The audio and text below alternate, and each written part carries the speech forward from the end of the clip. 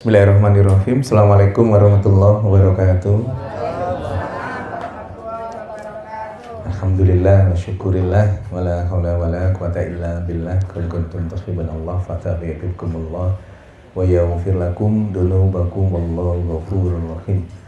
Bapak Ibu yang dirahmati Allah, tiada kata yang pantas kita aturkan saat ini kecuali rasa syukur kehadirat Allah Subhanahu wa taala yang telah memberi kita begitu banyak kenikmatan, terutama nikmat iman, Islam, nikmat waktu, niat, semangat, hingga nikmat sehat, sehingga kita bisa hadir pada ngaji ikhlas ini insyaallah dalam keadaan sehat walafiat semua ya, amin.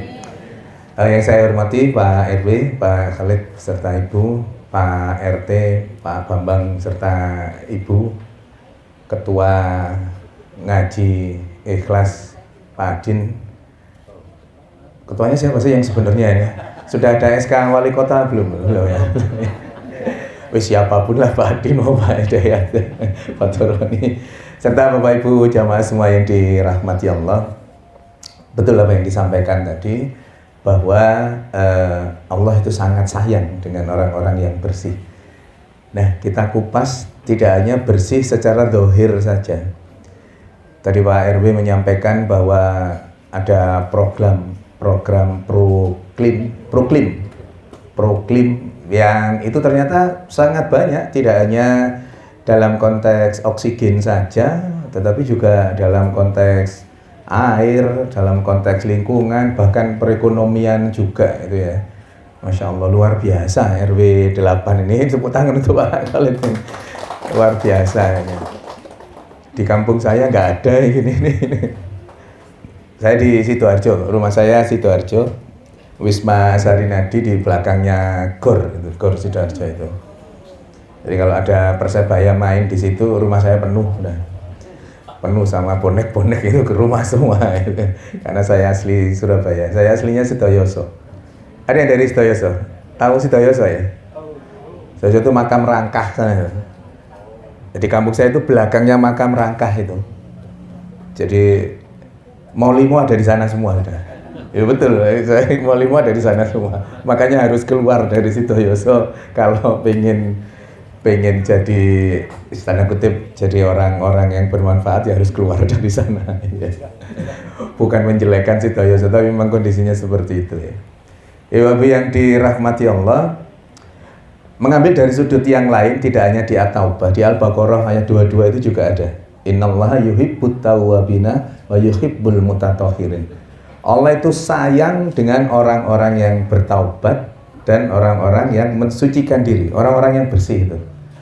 Nah, dalam telaah kedokteran, dalam telaah medis, dalam telaah kesehatan, itu bersih itu tidak hanya sekedar kemudian kita hidup bersih pakai misalkan cuci tangan atau pakai alkohol, pakai masker dan seterusnya, itu tidak sekedar itu dalam dunia kedokteran itu. Maka ketika kemudian slogan semangat ngaji tanpa batas, artinya kan itu tidak ada sekat, mau muda, mau setengah tua, mau tua, silakan saja ikut ngaji. Nah, kemudian yang keduanya ini ngasah jiwa supaya sabare luas. Wah, itu saya dari tadi itu baca, Masya Allah, ini yang awal mendirikan terus kemudian punya jargon ini, punya slogan ini, itu pasti tahu filosofinya kan. Munculnya seperti apa itu kan pasti kemudian diatur betul itu. Dan ini maknanya luar biasa dalam. Maknanya dalam konteks medis itu akan diketemukan banyak hal. Kita awali dari misalkan yang proklim tadi, dari oksigen. Bapak Ibu yang dirahmati Allah, oksigen itu kalau rumus kimianya apa? O2. Jadi O-nya itu ada 2. Di dalam tubuh nanti kalau kita hirup, itu nanti berikatan dengan hemoglobin. Hemoglobin itu gampangnya orang kalau kekurangan darah, HB-nya rendah, nah terus jadi kelihatan pucat, jadi lemes dan seterusnya, itu berikatan dengan hemoglobin Hb. Jadi HbO2. Yang ngaji ambek dokter yang ini iki. Enggak, insya Allah, tapi itu gampang nanti dicerna. HbO2.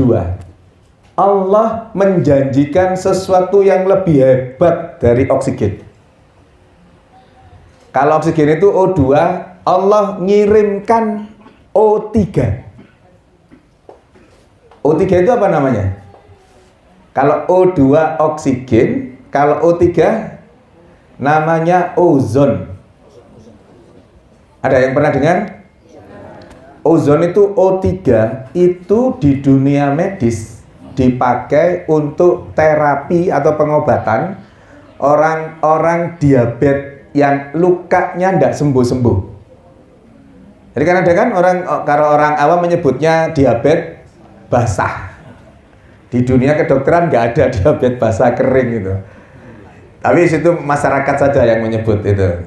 Nah, orang-orang dengan diabetes yang kemudian luka dan lukanya tidak sembuh-sembuh atau masih basah itu di dunia kedokteran diterapi dengan ozon. Jadi HbO2 tadi itu diganti nanti dengan HbO3, ozon. Jadi darahnya dimasukkan ke sebuah kantong, kantongnya diisi sama ozon, akhirnya Hb darahnya tadi berikatan dengan O3 dimasukkan lagi. Itu dalam 3-4 kali kunjungan, dalam 1 pekan 2 kali, artinya 2 pekan berobat.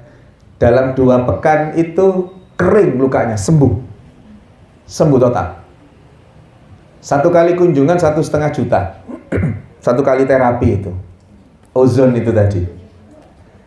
Nah, ini rahasia antar kita Pak ya, Bu ya, jangan di siapa-siapa ya. Ini rahasia ini ya. Ternyata nanti panjenengan bisa browsing. Allah menyiapkan ozon itu kapan diberikan?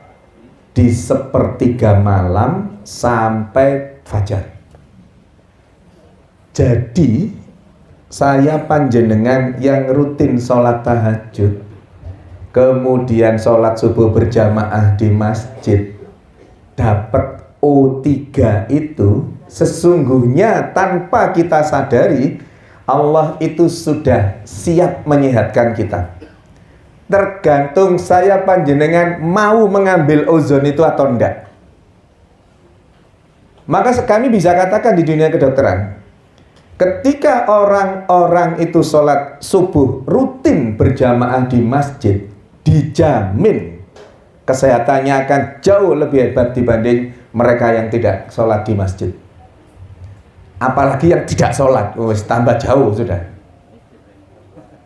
Maka Bapak Ibu yang dirahmati Allah, begitu hebatnya kandungan oksigen, kandungan ozon menggantikan oksigen ketika 1/3 malam sampai pagi itu, maka cara mendapatkannya kira-kira susah enggak?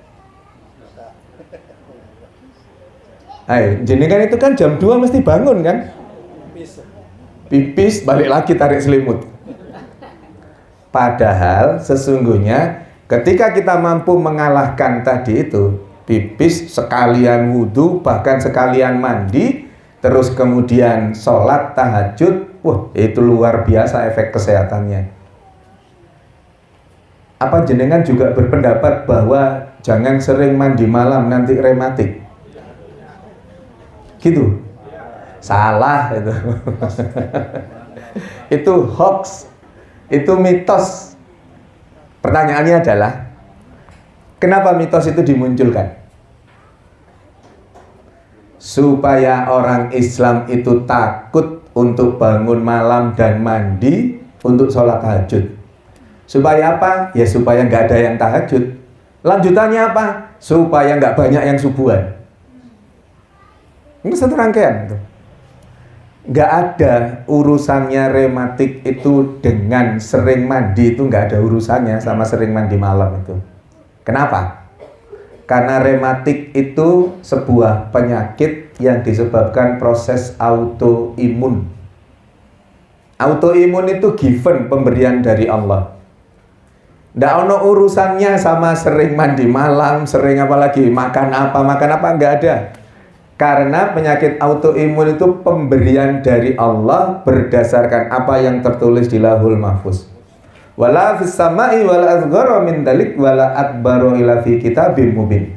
Di surat Yunus 61 nanti panjenengan bisa lihat bahwa sesuatu yang terjadi di dalam kita, di dalam diri kita ini semuanya sudah tertulis di Lauhul Mahfuz. Maka ada orang yang kena diabetes keturunan, ada orang kena hipertensi keturunan, ada orang yang dari keturunan asma, termasuk kemudian autoimun ini, itu adalah given, pemberian dari Allah. Tidak ada hubungannya sama mandi malam itu. Jadi, jangan khawatir untuk kemudian malam hari, sepertiga malam bangun, mandi, tahajud. Untuk salah satunya, untuk dari sisi medis, untuk mendapatkan ozon itu. Ozon itu tadi itu. Lanjut sampai kemudian sholat subuh di masjid. Jalan menuju ke masjid, udara ini penuh dengan ozon. Dan kita mengaksesnya itu dengan sangat hebat. Kemudian nyampe ke masjid, sholat subuh berjamaah. Gimana bisa sakit yang seperti itu? Lalu dijaga terus sama Allah. Nah, ketika kemudian sekarang panjenengan mengerti satu ilmu terkait dengan oksigen dan ozon itu tadi, maka tumbuhkanlah rasa untuk terus pengen bangun malam kemudian sholat tahajud disambung dengan sholat subuh berjamaah di masjid. Pertanyaannya gini, sholat subuh itu berapa rakaat? 2 rakaat. Kenapa kok 2 rakaat? Ya wis tuntunane dok 2 rakaat ya apa maneh ya wis. Enggak. Di dunia kedokteran itu bisa dikupas. Kenapa kok 2 rakaat? Ini konteksnya konteks kita hidup bersih itu. Kenapa kok 2 rakaat? Karena di saat itu tadi kan Allah memberi bonus di sepertiga malam itu sampai terbit fajar itu dengan ozon itu. Ternyata kenapa kok itu sulit? Kenapa kok nggak banyak orang yang mengakses itu? Karena memang ada godaan. Datangnya dari Allah juga. Apa itu? Hormon stres. Namanya hormon kortisol. Sama nanti dengan browsing. Itu ada rekamannya nanti. Nanti dilihat aja. Hormon kortisol itu hormon stres yang muncul secara periodik dalam darah kita itu jam 2 sampai jam 5 itu puncak-puncaknya. Jadi jam-jam itu jenengan bangun pasti muales sudah. Wis pasti sudah. Karena memang itu bagian dari godaan. Bagian dari ujiannya Allah untuk dapat apa? Dapat ozon itu tadi salah satunya. Dan di jam 2 sampai jam 5 itu hormon kortisolnya lagi tinggi. Kalau tinggi, orang itu pasti akan malas melakukan dan orang itu akan stres. Maka, kalau kita tidur, hormon itu tinggi. Ketika kita bangun, kemudian mandi, sholat tahajud sampai sholat subuh, hormon yang sedianya tinggi tadi itu patah. Gampangannya gitu. Mestinya tinggi gini, karena kita bangun, dia jadi landai. Landai terus karena kita bangun sholat dan seterusnya itu turun. Jadi siklusnya itu naik turun gitu. Puncaknya di 100 ibaratnya. Jam 2 sampai jam 5 kortisol itu di 100 itu nanti. Kalau kita bangun, kita tahajud, kita sholat subuh, dia hanya sampai 25, patah, tidak sampai tinggi. 25 turun lagi, turun. Besok kita sholat tahajud lagi. 25 tidak sampai 100, turun lagi. Terus karena siklusnya seperti itu. Akibatnya apa? Akibatnya orang yang rutin sholat tahajud dan sholat subuh berjamaah, hormon kortisolnya tidak pernah tinggi. Kalau hormon kortisolnya tidak pernah tinggi, maka dia akan jadi orang yang penyabar ini tadi. Tidak gampang ngamuan. Lawang memang tidak ada hormon stresnya. Hormon stresnya itu rendah. Itu menjawab kenapa kok sholat subuh itu 2 rakaat. Karena berat. Ayo wis di 4 masjid di Gunung Sari Indah ini, antara subuh sama maghrib banyakan mana jamaahnya? Banyak subuhnya. Luar biasa berarti orang di sini. Berarti hebat, luar biasa. Kalau memang betul-betul banyak subuhnya itu luar biasa, paham betul dengan bagaimana pahala di seputar sholat subuh itu, bahkan sekarang ditambahi dengan ilmu medis, ilmu kesehatan ketika kita sholat subuh rutin berjamaah. Maka secara gampang di dunia medis dikatakan orang yang rutin sholat subuh berjamaah itu pasti akan jadi orang yang sabar. Teoritis medisnya seperti yang saya sampaikan tadi itu. Pasti jadi orang yang gak ngamuan. Pasti jadi orang yang penyabar tadi itu. Loh dok, ada orang yang rutin sholat subuh berjamaah di masjid kok ngamuan cian? Yang salah siapanya? Yang salah sholatnya. Sholatnya masih harus butuh diperbaiki. Pasti ada yang salah dengan sholatnya.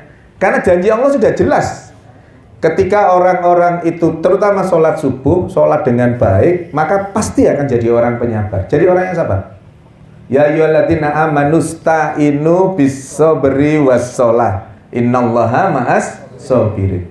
Janjinya sudah jelas. Ketika orang itu sholatnya benar, pasti jadi orang yang sabar. Lah gimana ndak sabar? Wong sholat itu ketika sholat tahiyat akhir gitu ya, selama imamnya belum salam, ada yang berani salam duluan?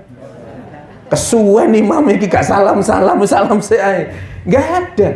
Sesungguhnya sholat itu latihan sabar yang luar biasa. Serentak kita anunya itu, melatihnya itu. Belum lagi sholat jamaah ketemu silaturahim, itu juga menyehatkan. Maka panjenengan yang ngumpul seperti ini, itu ndak dirasa di tubuh kita ini mengalir banyak hormon. Hormon nanti jenengan browsing ya. Hormon endorfin, dopamin, serotonin, oksitosin. 4 hormon. Nggak usah jenengan hafalkan ujian ndak keluar. Nanti kan direkam. Hormon-hormon itu punya peran semua dan hormon itu keluar ketika kita silaturahim seperti ini. Maka orang-orang yang silaturahim rutin dalam bentuk sholat berjamaah itu pasti sehat sudah. Jadi gimana? Wong tiap 5 kali sehari mesti ketemu, mesti silaturahim, muncul hormon-hormon tadi. Maka terus kemudian pasti akan Allah sehatkan. Bapak Ibu yang dirahmati Allah, maka subuh itu 2 rakaat karena memang berat. Tetapi begitu kita bisa mengalahkan itu, mengalahkan beratnya itu tadi, dengan tetap kita bangun sholat tahajud kemudian sholat subuh berjamaah, lewat sudah itu, maka kita rutin menjalankan, jaminannya akan disehatkan oleh Allah. Seandainya tadi harganya terapi ozon berapa tadi? 1,5 juta. Ketika subuh tadi itu misalkan ozonnya itu diganti uang 1,5 juta gitu misalkan, kira-kira amber nggak masjidnya itu? Oh, amber-amber gitu. Padahal sesungguhnya Allah memberi kita ketika sholat subuh itu lebih dari 1,5 juta. Jauh lebih banyak dari 1,5 juta. Lah gimana? Wong ketika orang sakit itu kira-kira 1,5 juta lewat enggak? Kalau sakit terus ada biaya, ya kebetulan ya BPJS ternyata terus penuh, BPJS kelas 3-nya penuh, naik ke kelas 2, ke kelas 1. Berapa biaya yang dikeluarkan? Sesungguhnya ketika kita sholat subuh berjamaah itu diberi bonus lebih banyak oleh Allah. Jauh lebih banyak dari 1,5 juta itu. Maka Bapak Ibu yang dirahmati Allah, teruslah untuk sholat subuh berjamaah. Sholat berjamaah terutama sholat subuh. Karena sumber daya yang dikeluarkan memang lebih daripada yang lain. Dan Allah sangat paham dengan itu. Makanya sholat subuh itu cukup 2 rakaat saja. Iku ayono sing 5:30 kok apa maneh petang rakaat. Tambah bablas terus ya. Yang pertama tadi, rematik tidak ada hubungannya. Nggak usah takut dengan bangun tidur malam hari, sholat sebelum itu mandi. Nggak usah takut, nggak ada hubungannya. Rematik itu sama bangun tidur terus kemudian mandi malam hari itu. Terus tidurnya berapa jam jenengan? Tidur yang sehat berapa jam? 4. Yang lain berapa jam? Sejak SD dulu kan kita dicekoi Kalau tidur harus 6 sampai 8 jam. Ya. Kalau kita tidur jam 10, berarti bangun jam berapa? Jam 4. Maka tahajudnya hilang. Dan itu memang digembar-gemborkan khairul muslim supaya apa? Supaya lagi-lagi kita betapa by design-nya itu loh. Ke rematik tadi itu. Makanya ojo bangun, ojo tangi bengi-bengi, wis engko rematik. Tidur harus 6 sampai 8 jam. Bablas semua sudah itu nanti. Dan ini memang didesain sedemikian rupa supaya kita tidak sholat tahajud, tidak subuh berjamaah. Jadi kan pernah nggak tidur 5 jam atau 6 jam, bangun masih capek? Pernah nggak? Pernah, sering. Saya balik. Jadi kan tidur setengah jam, 1 jam, bangun seger. Pernah nggak? Pernah. Masalahnya di apa? Bukan di setengah jam, 1 jam, 5 jam, 6 jam kan? Masalahnya di kualitas tidurnya. Maka ketika kualitas tidur kita baik, cukup tidur setengah jam, 1 jam seger. Penelitian-penelitian terbaru kalau jenengan browsing, tidur itu cukup 2-3 jam. 2-3 jam itu sudah cukup. Saya itu mulai kuliah itu tidurnya mesti jam 12 lebih. Jam 12 lebih, setengah 3 bangun. Gitu ya bisa jadi direktur ya. Artinya, Bapak yang dirahmati Allah, tidur itu sangat tergantung kepada kualitasnya, bukan kuantitasnya. Maka jangan menggembar-gemborkan kuantitas, tidur harus 6-8 jam, enggak. Yang penting tidurnya berkualitas. Pertanyaan lanjutannya, tidur berkualitas itu gimana?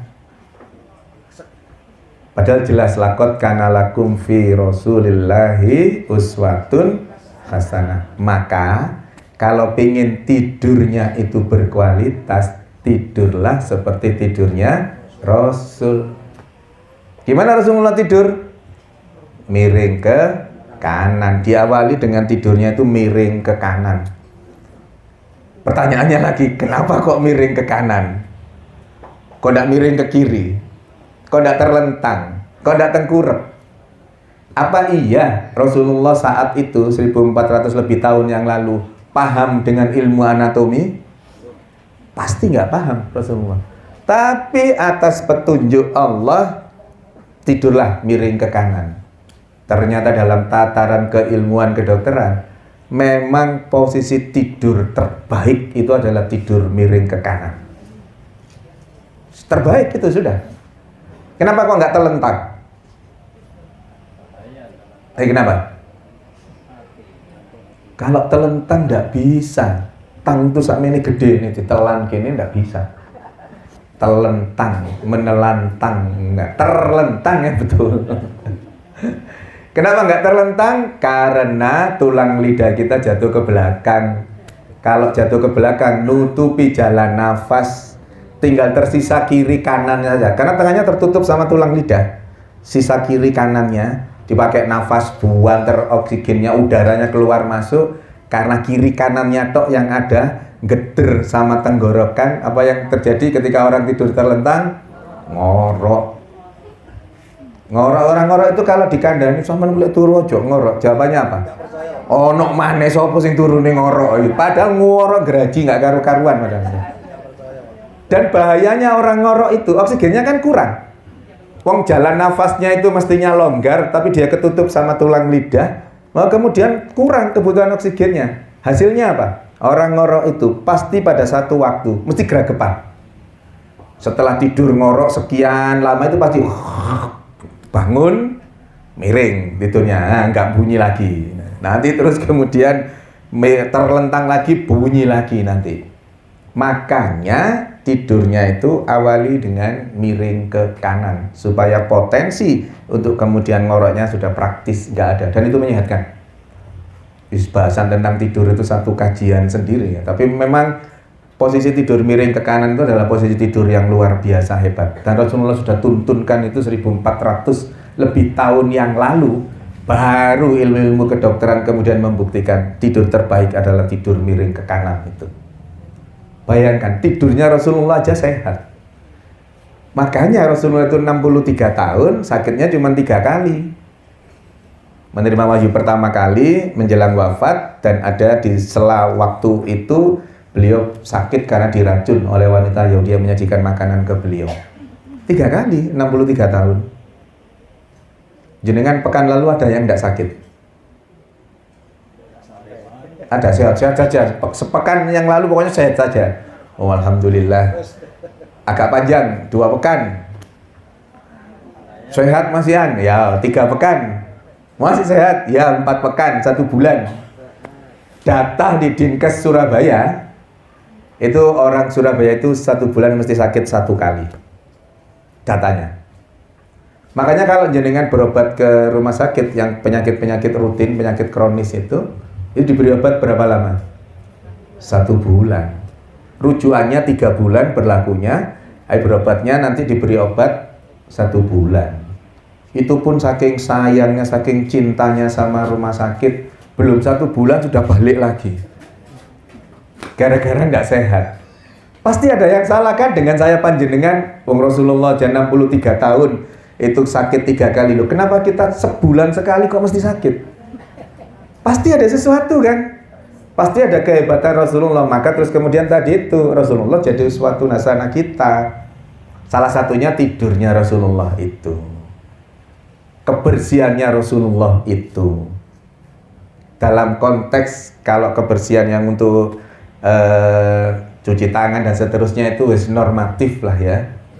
Tapi yang pengen saya soroti adalah yang pertama adalah bersih hatinya. Dan ternyata Bapak Ibu yang dirahmati Allah, 80% lebih penyakit yang ada di kehidupan kita itu, 80% lebih itu gara-gara hati itu.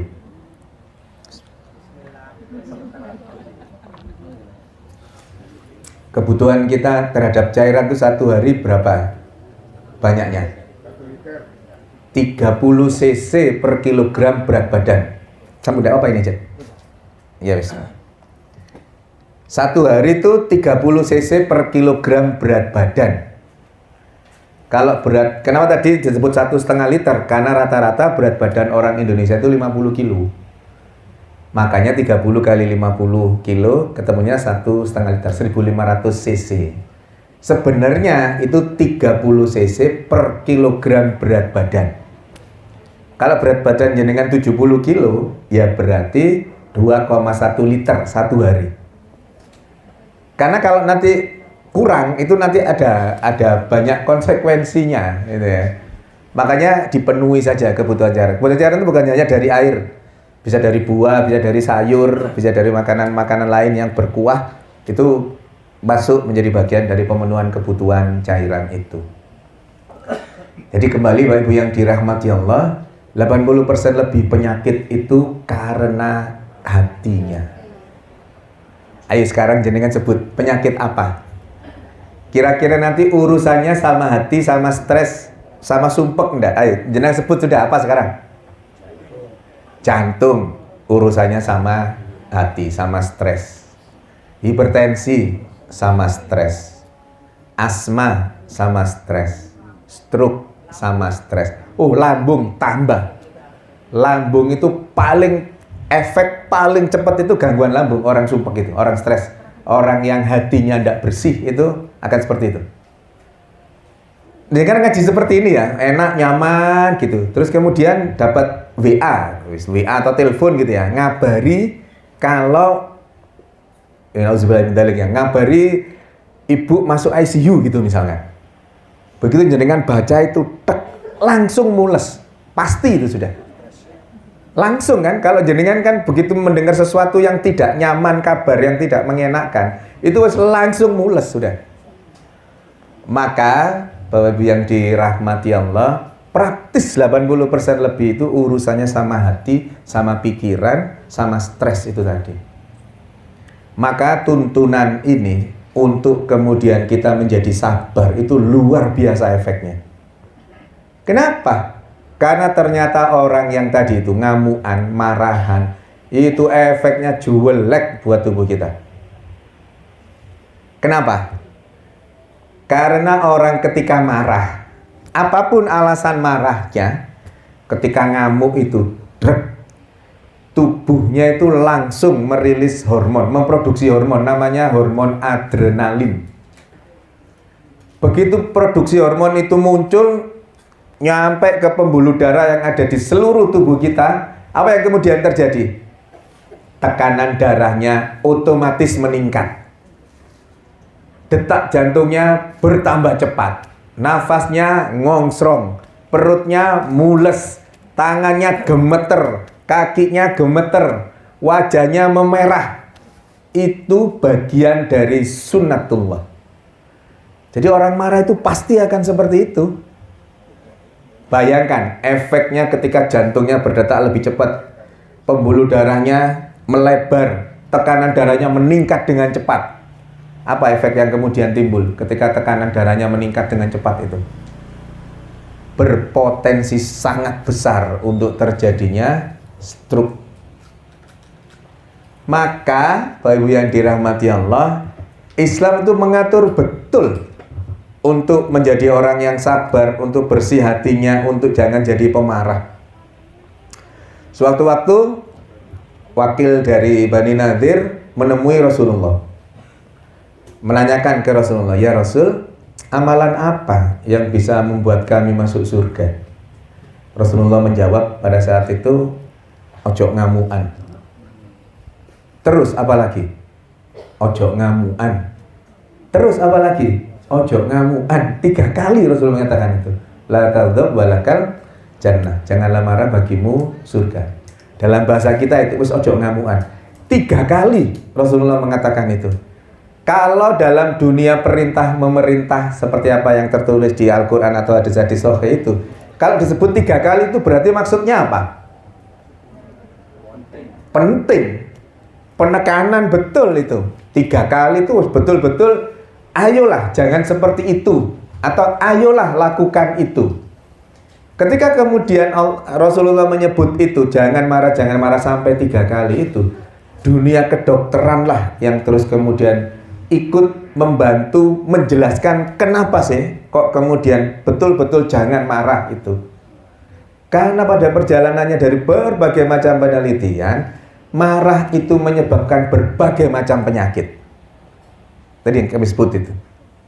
Semua sudah, ujung rambut sampai ujung kaki itu kalau urusannya sama marah, semua kena. Maka Islam menuntunkan untuk jangan marah. Jadilah orang yang penyabar. Dan itu ternyata juga merupakan salah satu ciri dari orang-orang yang muttaqin, orang-orang yang bertakwa. Cirinya di Ali Imran 134, alladzina yunfikuna fis sarai wad dharra wal kadiminal ghaidh wal 'afina 'anil nas. Orang yang menampakkan hartanya di saat lapang maupun sempit, kemudian orang yang mampu menahan amarah. Dalam konteks bersih hatinya, orang yang mampu memaafkan kesalahan orang lain. Ternyata orang-orang yang oleh Rasulullah tadi diperintahkan untuk jangan marah, itu nantinya endingnya akan menjadi bagian dari orang-orang yang muttaqin itu. Dan ternyata Al-Quran memang menjelaskan bahwa cirinya orang yang muttaqin itu mampu menahan amarah. Dan ternyata ketika seseorang itu jadi orang yang sabar, jadi orang yang tidak pemarah, orang yang bersih hatinya, 80% lebih penyakit akan bisa dihindarkan.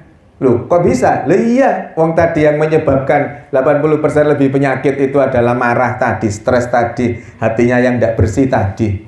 Maka ketika hatinya bersih, jadi orang penyabar, 80% lebih penyakit akan bisa dihindarkan. Maka, Bapak yang dirahmati Allah, saya kira kalau melihat wajah-wajah panjenengan ini kan bukan wajah orang-orang yang gampang marah toh ya. Ini kan wajah-wajah orang yang sabar. Nggih, bener napa mboten? Nggih, napa niki? Oh, nggih sabar, alhamdulillah. Maka saya melihat beliau ini ya, tadi sempat ngobrol, usianya 85 tahun. Pak Sarsam. 85 tahun, bayangkan. Kita ini mikir kira-kira nyampe nggak umur itu 85 gitu ya. Karena kita nggak tahu lahul mahfuz kita seperti apa. Tapi beliau luar biasa. Ketika tadi ngobrol beberapa waktu saja, saya sudah bisa melihat ini pasti ada sesuatu yang beliau rutin lakukan itu. Beliau terkenal ngamuan dah. Sabar banget kan beliau. Maka kalau pengen usianya 85 ya harus sabar itu. Wah, sakti Mondro Kuno sudah ya.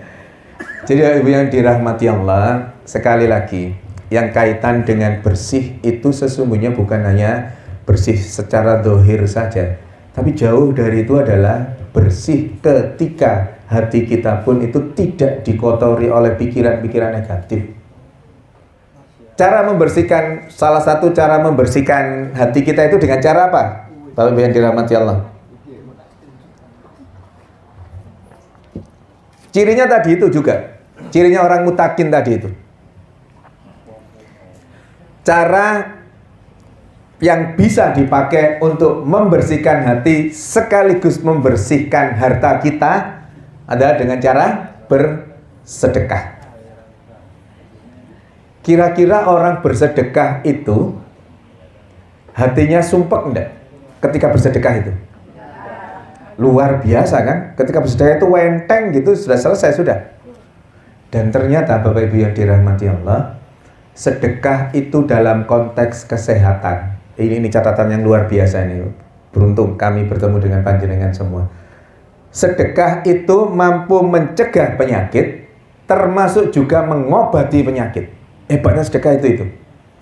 Maka di Al-Munafikun 10, ketika seseorang itu akan dicabut nyawanya kemudian diberi waktu, kan minta diberi waktu, apa yang akan dilakukan? Diberi waktu untuk bersedekah. Pertanyaannya, loh kenapa kok nggak minta waktu untuk sholat? Kok minta bersedekah? Ternyata ketika orang itu sholat, dia dapat pahala sholat. Ketika orang itu puasa, dia dapat pahala puasa. Ketika orang itu thalabul ilmu, dia dapat pahala thalabul ilmi. Tapi ketika orang itu bersedekah, semua ini bisa didapat. Kalau panjenengan bersedekah ke masjid, masjidnya dipakai sholat, jenengan dapat pahala sholat. Ketika masjid dipakai untuk thalabul ilmi, jenengan dapat pahala thalabul ilmi. Ketika masjidnya dipakai untuk kegiatan puasa, jenengan dapat pahala itu juga. Maka wajar Al-Munafikun 10 itu kemudian meminta waktu untuk bersedekah itu. Dan hebatnya lagi, ternyata di dalam Quran itu ada satu ayat yang bunyinya sama, tapi berada di dua surat yang berbeda. Jadi bunyinya sama persis, tapi berada di dua surat yang berbeda. Di surat Al-Hasr ayat 9 dan di surat At-Taghabun ayat 16. Wa may yukassuha nafsi faulaika humul muflihun. Orang-orang yang dijauhkan dari sifat kikir itu akan menjadi orang-orang yang beruntung. Sama persis bunyi ayatnya tapi di dua surat yang berbeda. Lalu pertanyaannya adalah, keberuntungannya dalam bentuk apa? Keberuntungannya tentu seperti layaknya Quran dan hadis itu, penjelasan tentang keberuntungannya itu di hadis-hadis sahih itu. As-sadaqatu tasaddu sab'ina ba'aban minasyu. Orang-orang yang bersedekah itu sedekahnya mampu mencegah dari 70 keburukan. Keburukannya apa aja? Salah satunya adalah sakit. Maka dalam tataran medis, orang yang bersedekah itu akan Allah hindarkan dari penyakit apapun. Sedekah itu pintu masuknya. Di hadis lain dikatakan da'u mardakum bis-shadaqah. Belilah atau sembuhkanlah, obatilah penyakit itu dengan sedekah. Nah, Bapak Ibu yang dirahmati Allah, kalau di dunia medis, di dunia kedokteran, ketika ada statement itu tadi, sedekah itu menyehatkan, sedekah itu mengobati penyakit, harus ada bukti otentiknya. Kalau di dunia kedokteran tidak boleh katanya itu tidak boleh. Saya sering mencontohkan, panjenengan masih ingat zamannya Ponari? Masih ya? Apa Ponari itu? Ada anak kecil nemu batu, batunya dicelupkan air, airnya diminum, penyakit sembuh, sembuh, katanya gitu kan ya. Ya. Ketika kemudian dipertanyakan, iku ya apa mekanismenya? Gimana mekanismenya? Air dicelup batu, batunya kotor, terus kemudian kok bisa menyembuhkan? Nggak terjawab. Nggak bisa. Dan Bapak Ibu yang dirahmati Allah, ketika Ponari itu booming, kira-kira rumah sakit itu sepi atau rame? Ayo, sepi apa rame?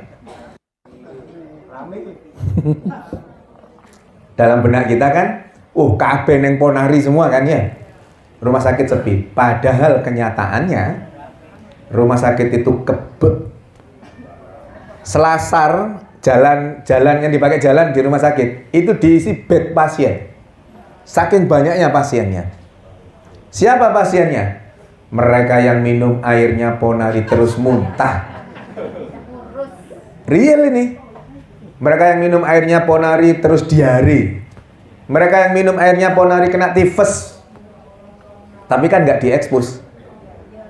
Kalau itu diekspos selesai Ponari. Maka kami di dunia medis tanda kutip memastikan alah pirangulan lak wis hilang. Dan betul dalam kurun waktu tertentu sudah hilang. Berbeda. Kenapa? Karena itu memang tidak bisa dijelaskan dan tidak berlaku general untuk semua orang. Orang yang minum airnya Ponari itu yang sembuh 1, cerita kemana-mana. Yang gagal 100 diem semua. Itu beneran gitu itu. Yang 100 diem, jenenge ikhtiar kok gagal, cari ikhtiar lain lagi. Tapi yang berhasil 1 tok, ceritanya, aku loro rematik, asam urat mau macam-macam, ngombe banyune Ponari wes hilang langsung gitu. Padahal itu tidak ada bukti otentiknya. Maksud kami, ketika ada sesuatu yang seperti itu dan tidak bisa diterangkan, bagi dunia medis tidak bisa diterima. Berbeda dengan dunia medis, panjenengan waktu kecil dulu, ketika panas diberi obat apa? Waktu panas, jenengan kecil dulu, kalau masih ingat, diberi paracetamol. Mereknya apa biasanya? Yang dimut itu? Bodrexin. Ini bukan di-endorse sama Bodrexin ya. Ketika kecil, panas, minum Bodrexin. Jenengan dewasa punya anak jenengan panas diberi apa? Bodrexin. Jenengan punya cucu jenengan panas diberi Bodrexin. Jenengan punya buyut panas diberi Bodrexin. Sampai kapanpun orang panas diberi Bodrexin isinya paracetamol. Kenapa? Karena bisa dibuktikan bahwa paracetamol, zat aktif paracetamol masuk dalam tubuh kita, diserap oleh darah, nanti akan ke otak, ngeblok saraf panas, sehingga kemudian menjadi turun panasnya. Sampai kapanpun seperti itu dan berlaku general. Semua orang panas, minum obat panas, akan turun panasnya. Nah, statement saya tadi, sedekah itu mampu mencegah penyakit. Sedekah itu mampu mengobati penyakit. Dasarnya apa? Dasarnya penelitian. Nanti jenengan browsing, penelitiannya Jorge Moll tulisannya. Bacaannya Jorge Moll. Meneliti di California University, meneliti tentang hubungan antara sedekah dan kesehatan. Simpulannya apa? Sedekah itu mampu mencegah penyakit. Bagaimana mekanismenya? Ketika orang bersedekah tadi itu, hatinya tenang, hatinya merasa bersyukur, hatinya merasa nyaman karena memberi manfaat. Khairun nas anfa'uhum linnas, sebaik-baik manusia dan merawat buat manusia yang lain. Maka ketika bersedekah, lega hatinya itu. Perasaan lega, perasaan nyaman dari penelitian itu akan mengaktifkan salah satu bagian di otak yang namanya hipotalamus. Aktif hipotalamusnya memproduksi hormon. Jadi ketika orang itu bersedekah, lega, nyaman, otaknya bereaksi, memproduksi berbagai macam hormon itu. Hormon-hormon itulah yang kemudian mampu meningkatkan imunitas tubuh seseorang. Maka orang yang bersedekah itu ibaratnya gini, bersedekah, ikhlas, sebelahnya ada orang wahing-wahing gitu misalkan ya. Dalam konteks medis, insya Allah jenengan tidak akan ketularan. Kan sudah punya daya tahan tubuh yang luar biasa. Berbeda ketika jenengan mari ngamuk-ngamuk, sebelahnya orang wahing, weng, langsung ketularan.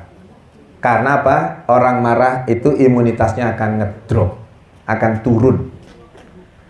Nah, mekanismenya seperti apa? Tadi itu, hormon tadi itu, ada 4 hormon tadi itu, kemudian bekerja bersama-sama meningkatkan sistem imunitas tubuh kita. Hebatnya lagi, Bapak yang dirahmati Allah, ketika seseorang itu bersedekah dengan ikhlas, di dalam otaknya itu memerintahkan memproduksi apa yang disebut dengan NK cell. NK cell itu singkatan dari natural killer cell. Natural itu apa? Natural itu alami. Alami, killer apa? Pembunuh. Ketika kita bersedekah, itu tubuh memproduksi sel yang tumbuh secara alami, yang fungsinya membunuh semua yang tidak baik bagi tubuh kita. Jadi jenengan terinfeksi apapun itu, maka akan dibunuh oleh NK cell itu. NK cell itu baru muncul ketika panjenengan kita semua bersedekah secara ikhlas. Jenengan pernah dengar kajian seperti ini? Kalau sedekah itu muncul NK cell, maka itu mampu membunuh apapun yang dianggap merugikan tubuh kita. Mau virus, mau bakteri, mau kuman, protozoa, jamur, cacing dan seterusnya itu yang menginfeksi tubuh kita akan ditumpas dengan NK cell itu. Nanti kalau jenengan browsing yang penelitian Jorge Moll itu ada istilah warm glow. Kita sekarang itu bersedekah, itu otaknya bersinar. Warm glow, glowing itu ya bahasanya emak-emak, glowing gitu ya. Warm glow, hangat dan kemudian bersinar. Itu ketika seseorang ikhlas bersedekah, sedekahnya lillahi ta'ala. Maka ketika kemudian muncul NK cell itu, kemudian imunitas tubuhnya meningkat, wajar kalau kemudian orang yang bersedekah secara ikhlas itu, penyakit apapun akan Allah sembuhkan. Pada satu waktu, pada satu titik, Allah akan sembuhkan penyakit apapun itu. Syaratnya sedekah apa? Ikhlas. Walaupun banyak tidak apa-apa, yang penting ikhlas. Harus ngaji ikhlas. Kan ngaji ikhlas ini tadi ya. Kenapa? Makanya itu tadi ikhlas walaupun banyak tidak apa-apa. Jangan ikhlas pasyo titik gak apa-apa pokok ikhlas. Jangan. Ikhlas walaupun banyak tidak apa-apa. Walaupun banyak yang penting ikhlas. Dan istiqomah. Istiqomah itu rutin. Tiap subuh 5.000, tiap subuh 5.000 itu jauh lebih baik dibanding hanya Jumatan saja 2.000. Itu bagus yang tiap subuh 5.000 dibanding satu kali Jumatan itu 2.000. Maka harus istiqomah rutin. Ya. Ternyata Bapak yang dirahmati Allah, dalam pertemuan kita yang berapa menit ini sudah? 45. Sudah hampir jam 9 ya. Nggak kerasa. Jenengan nggak kerasa, saya yo kerasa yo. Ya.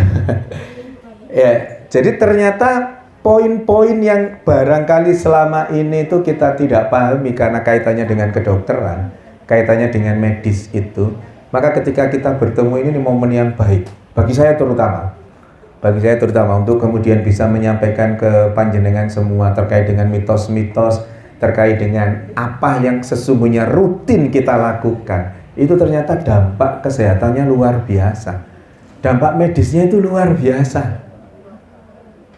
Maka kami berharap, kita semua berharap bahwa terus kemudian di pikiran kita ini sekarang sudah muncul hal-hal yang kaitan dengan apa yang Rasulullah lakukan. Konteks kita hari ini, malam ini itu kan tidurnya Rasulullah, sedekahnya Rasulullah. Nanti akan sangat banyak sesungguhnya bahasan-bahasan terkait dengan hal itu. Istighfarnya Rasulullah, zikirnya Rasulullah itu, bahkan sholatnya Rasulullah, puasanya dan seterusnya itu korelasinya luar biasa. Paling tidak di malam ini kita sudah punya pikiran bahwa apa yang Rasulullah lakukan itu pasti akan baik untuk kesehatan kita. Pasti sudah. Maka di Al-Ahzab 21 tadi yang menyebutkan bahwa laqad kana lakum fi Rasulillahi uswatun hasanah, dalam konteks medis, apa yang Rasulullah lakukan itu pasti menyehatkan. Bukti otentiknya ya Rasulullah itu. Bukti otentiknya 63 tahun usia beliau hanya sakit 3 kali. Jauh berbeda dengan saya panjenengan yang sebulan sekali mesti sakit itu. Bapak yang dirahmati Allah, apa yang terus kemudian kami sampaikan ini, ternyata dalam banyak kajian-kajian itu yang kemudian menjalankannya, ternyata alhamdulillah hasilnya luar biasa. Dalam konteks uzon ini tadi ya, dalam konteks uzon, dalam konteks orang yang sholat subuh itu akan jadi orang yang penyabar, orang yang tidak gampang marah itu, termasuk hipertensi. Orang-orang yang kemudian rutin sholat subuh berjamaah didahului sebelumnya dengan tahajud itu, hipertensinya itu wis gak perlu minum obat. Di antara 3.200 jamaah ini, yang hipertensi saya yakin separuh lebih. Ayo yang hipertensi ngajung. Dan jenengan mesti minum obat kan? Amlodipin 5 mili atau 10 mili diminum 2 kali. Jenengan kalau nanti secara rutin ya, sholat seperti itu tadi yang saya sampaikan, sholat tahajud, sholat subuh, dibarengi dengan ini, luas atine, luas sabare ini, nanti akan tapering off obatnya itu. Tapering off itu tambah lama tambah turun. Jadi kalau semula 10 mili, nanti jadi 5 mili. Nanti 2 hari sekali, 2 kali 1 hari, nanti akan berubah jadi 1 kali 1 hari. Nanti kemudian 1 kali 1 hari berubah jadi 2 hari sekali. Terus seperti itu. Nanti pada perjalanannya jenengan akan bebas dari minum amlodipin. Amlodipin itu efeknya nanti kakinya bengkak. Kalau biasa minum amlodipin itu. Masa iya pengen minum amlodipin terus? Masih otoh amlodipin itu tidak mahal. Pasti kita semua memilih untuk tidak minum obat-obatan apapun. Caranya gimana? Salah satu poinnya yang kami sampaikan hari ini. Sholat tahajud rutin, sholat subuh berjamaah di masjid, ojo dadi wong ngamukan. Nanti selesai itu. Hipertensi itu nanti akan terkontrol. Gini. Penyebab hipertensi itu apa sih? Ayo, apa penyebab hipertensi apa? Ayo.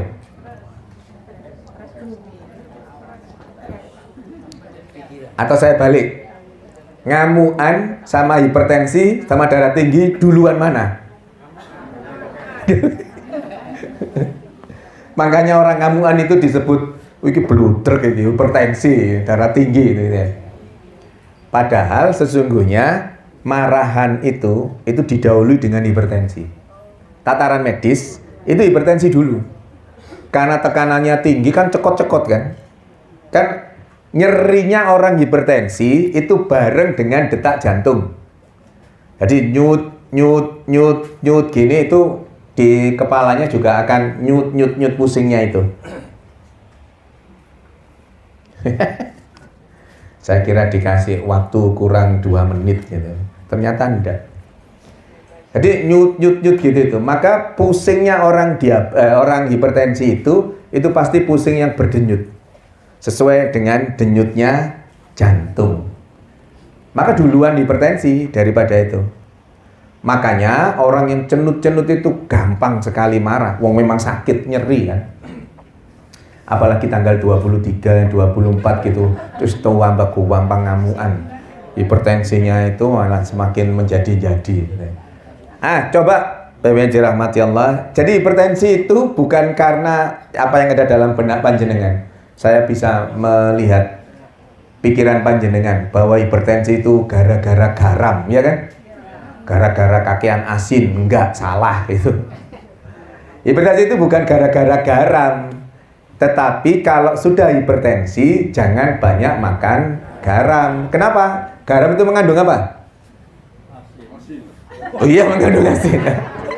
Unsur kimianya garam itu apa? NaCl, natrium klorida. Di dalam tubuh kita itu sudah ada pompa natrium. Jadi khusus natrium tok. Orang hipertensi, pompa natriumnya itu sudah berat kerjaannya. Karena yang menjadikan hipertensi itu ya salah satunya pompa natrium itu, natriumnya itu. Maka jangan ditambahi natrium dari luar dalam bentuk apa?